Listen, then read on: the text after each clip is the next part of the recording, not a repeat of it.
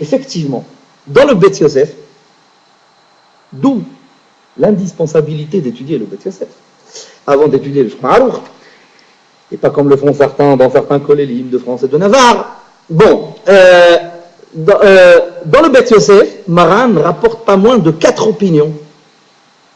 4 opinions, selon lesquelles il y a des arguments pour dire, eh ben, tu peux faire la bracha de Netilat Yadayim à la synagogue. Enfin, à la synagogue. Tu peux faire la bracha de Netilat Yadayim après avoir terminé la Netilat. Après avoir séché tes mains. Pas moins de 4 opinions. La première opinion, c'est celle de Rabbi Yitzhak Abuhav, alav shalom, qui était aussi d'origine de Turquie, d'Espagne, et qui a ensuite émigré en Turquie. Rabbi Yitzhak Abuhav, qui est rapporté par Maran dans le Bet Yosef Siman Vav, il dit comme ça. Ça, c'est le premier argument. Il dit, bon, c'est vrai, la bracha de Netilat Yadayim, c'est Birkat HaMitzvot. Admettons. Et à ce titre, elle ne devrait pas être tolérée après la mitzvah. Sa place, c'est avant la mitzvah. Tout au plus, avant de se sécher les mains. C'est vrai. Mais il dit, puisque les autres brachot, Elokai Neshama, Anoten la Sechvi Bina, Pokeach Haivrim, Matir Asurim, Zokef Kefufim, Albish Arumim, toutes les autres brachot du matin, elles, à l'unanimité, de façon incontestable, ne sont pas Birkat HaMitzvot, c'est Birkat HaShevach. C'est des brachot de louange, de glorification à Hachem. C'est pas des brachot de mitzvot. Enfin, tout le monde est d'accord, il n'y a pas de discussion là-dessus. Puisque toutes les autres, de façon incontestable, ne concernent pas une mitzvah particulière, c'est que des glorifications, celles-ci, tu peux les réciter à la synagogue sans problème. Parce qu'elles ne viennent pas accompagner une mitzvah quelconque. Donc tu peux les décaler, tu peux les retarder, tu peux les repousser, c'est pas un problème. Alors il dit Rabbi Yitzhak Abuhav, rapporté dans le Bet Yosef Siman Vav, il dit, puisque toutes les autres, tu vas les réciter à la synagogue, eh bien celle-là aussi de Netilat Yadayim, tu la pousses aussi avec les autres. Comme ça dit Rabbi Yitzhak Abuhav, c'est-à-dire, comme ça, elle est halek. Il dit, c'est pas la peine de les séparer, tu récites tout ensemble. Mashma de lui, que même si elle est Birkat HaMitzvot, puisqu'elle est collée aux autres, et que les autres peuvent être récités à la synagogue, alors celle-ci aussi, Netilat Yadayim, tu peux réciter avec elle. Pour acheter les ça dépend si tu es aux toilettes. Si tu n'es pas aux toilettes, on en parlera. Oui, parce que là-bas, on n'a pas le choix. Tu ne peux pas la faire avant, tu n'as pas encore été aux toilettes. Donc, vous n'avez pas le choix. Donc, ça, c'est le premier argument. Écoutez bien, suivez bien. Attachez vos ceintures à partir de maintenant, parce qu'on va en faire 4 comme ça. Le premier, Rabbi Yitzhak Abuhav, il dit, puisque toutes les autres, tu es bien d'accord que ce n'est pas des Birkat HaMitzvot les autres, ça n'a aucun rapport. Oui, tout le monde est d'accord. Toutes les autres, tu peux les réciter à la synagogue? Réponse, oui. Alors il te dit, eh bien celle-ci aussi, tu la pousses avec les autres. Comme ça dit Rabbi Yitzhak Abuhav. Maran, il le ramène dans le Bet Yosef. Après, il ramène un deuxième. Il ramène un qu'on a vu dans le cours d'introduction sur Netilat Yadayim, le premier cours de Netilat Yadayim. Quand on a fait les 5 raisons de Netilat Yadayim, on avait rapporté une des 5 raisons à l'institution de Netilat Yadayim du matin, on avait rapporté l'opinion du Rashba. Le Rashba dit que pourquoi Hachem a instauré de se laver les mains le matin? Parce que le matin au réveil, on est que Beria Hadasha, on est comme une nouvelle créature d'Hachem, et on doit le glorifier et le remercier de nous avoir de nouveau créés.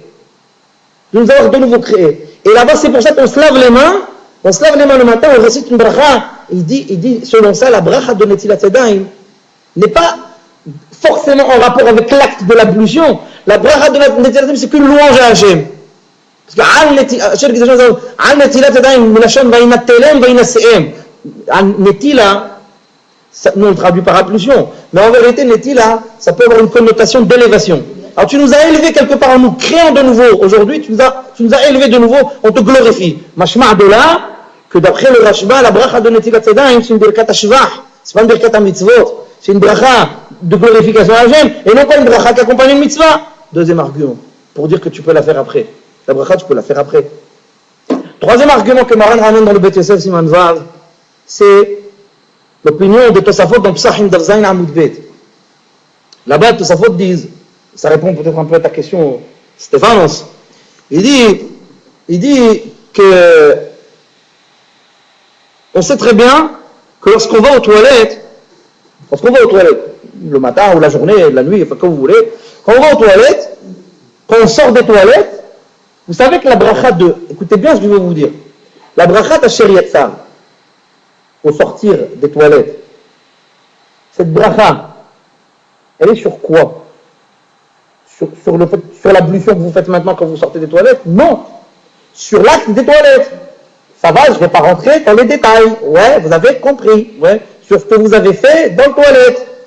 Bon, vous n'êtes pas venu chercher le balai dans les toilettes, parce que sur ça, on ne fait pas la charia de ça. Vous n'êtes pas venu chercher, je ne sais pas moi, la serpillière. Hein? Vous n'êtes pas venu chercher un produit d'entretien, parce que pour ça, on ne fait pas la charia de ça. Mais vous êtes venu faire ce qu'on fait normalement dans une toilette. Alors, dans ces cas-là, Hachamim nous ont instauré de réciter, après cette aventure, ouais, de réciter une bracha pour remercier Hachem de ce miracle, ouais, de ce bienfait dont il nous a gratifié, de pouvoir aller faire ce qu'on fait en général aux toilettes. Ouais. Donc la bracha de Shariat Tsar, Mamash, on remercie Hachem pour qu'il nous a donné procuré la possibilité d'aller aux toilettes. Pas pour chercher le balai, ouais, pour le reste. Oui, on remercie Hachem pour ça.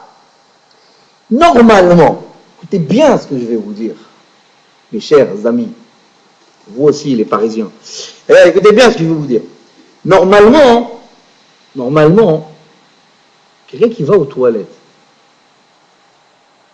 non, il va pas aux toilettes. Quelqu'un il est dans la campagne, dans la nature. Il a une grosse envie naturelle. Il va dans un coin, il fait ce qu'il y a à faire, on n'en parle plus, ouais, et c'est fini.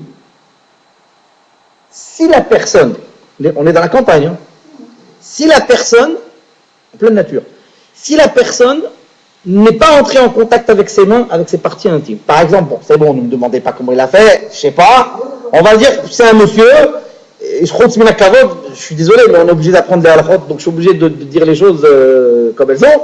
Donc, par exemple, c'est un monsieur, il a il a uriné en pleine nature, ouais, mais seulement il était en djellaba. Ouais, j'ai tout pensé, hein, j'ai pensé le scénario. Il était en djellaba. Donc, qu'est-ce qu'il a fait? Il a relevé la djellaba, il a uriné, et on n'en parle plus. Ça veut dire que ses mains ne sont pas rentrées en contact avec aucune partie intime de son corps. Eh bien, il n'a pas besoin de se laver les mains. Il fait Shariat Tsar à la makom. Il ne se lave pas les mains. Pas besoin. Si vous se lavez les mains, il n'y a qu'à se laver les mains. Mais en tout cas, il n'y a pas besoin de se laver les mains. Pourquoi on se lave les mains? Pourquoi quand on va au toilette, on se lave les mains? Pour deux raisons. Exactement. D'abord parce que notre présence dans ce lieu, même si on n'y fait rien, implique qu'à la sortie, il faut que je me lave les mains. Et deuxième raison, c'est que généralement, lorsqu'on va y faire ce qu'on y fait généralement, on entre en contact avec des parties intimes. C'est la deuxième raison pour laquelle on se lave les mains. Maintenant, s'il n'y a ni l'une, ni l'autre de ces deux raisons, pourquoi tu vas te laver les mains? Tu fais la charia de ça. Si tu as fait ce qu'il fallait faire dans la nature, tu as fait ce que tu avais envie de faire, ouais, tu l'as fait. Il n'y a pas la première raison, parce que tu ne te trouvais pas dans un toilette. Tu ne te trouvais pas dans un endroit impur, ou dans la nature. Ouais, c'est pas un toilette. Bon, Coluche, il a dit que la France est une poubelle, mais bon, c'est pas. Ouais, c'est t'es dans la nature. Oui. Deuxièmement, dans la configuration que je vous ai donnée dans mon exemple avec le monsieur là, là-bas, tu n'es pas rentré en contact avec tes mains, avec tes parties intimes. Pourquoi tu vas te laver les mains? Shariat Tsar, directement, glorifie Hachem qui t'a procuré la possibilité de faire ce que tu as à faire.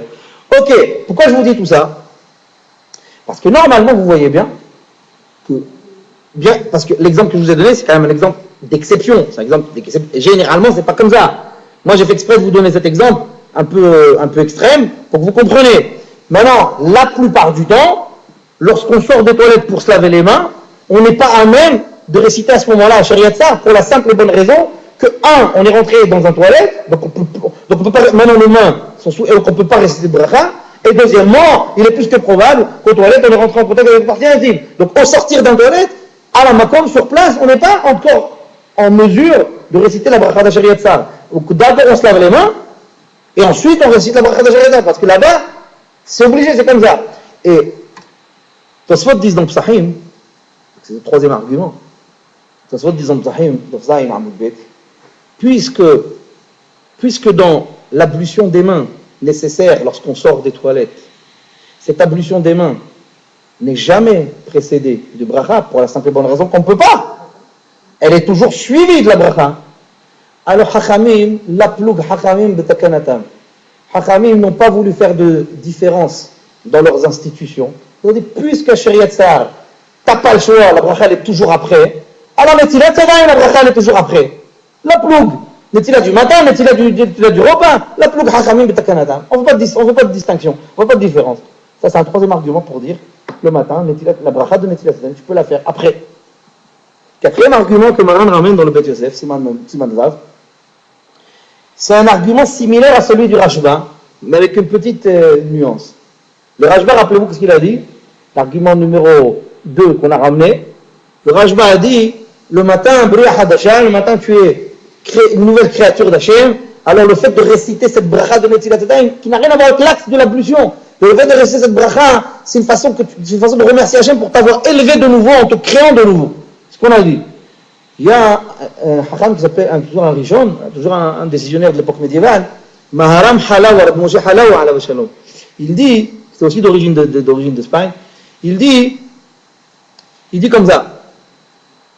Il reprend un peu les propos du Rashba et il dit Netilat Yadayim, la bracha de Netilat Yadayim du matin n'est pas plus que les autres, n'est pas moins, pardon, que les autres Birkot HaShahar qu'on a dit, le Kain Shama, Zokef Kufun Matir Asurim, Pokah Hivrim, n'est pas moins que celle-ci, dans le sens que la bracha de Netilat Yadayim, elle est aussi Birkat HaShvach, elle est aussi une bracha de glorification d'Hachem, dans le sens où je récite ces berachot pour glorifier Hachem, même à un moment, et c'est là la nuance avec le Rashba, même à un moment où je n'ai pas forcément besoin sur le moment du bienfait qui est cité dans la bracha.